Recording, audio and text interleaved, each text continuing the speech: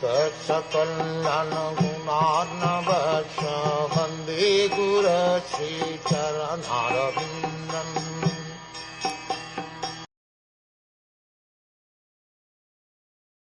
My dear Dhruv, if you feel that your sense of honor has been insulted, you still have no cause for dissatisfaction. This kind of dissatisfaction is another feature of the illusory energy. Every living entity is controlled by his previous actions, and therefore there are different varieties of life for enjoying or suffering. In the Vedas, it is said that the living entity is always uncontaminated and unaffected by material association. The living entity gets different types of material bodies because of his previous fruitive actions.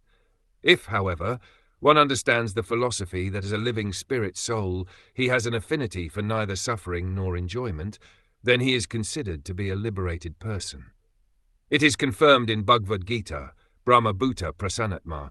When one is actually situated on the transcendental platform, he has nothing for which to lament and nothing for which to hanker. Narad Rishi first of all wanted to impress upon Dhruv Maharaj that he was only a child. He should not have been affected by words of insult or honor.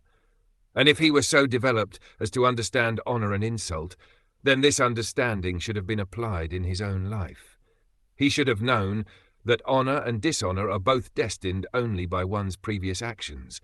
Therefore, one should not be sorry or happy under any circumstances.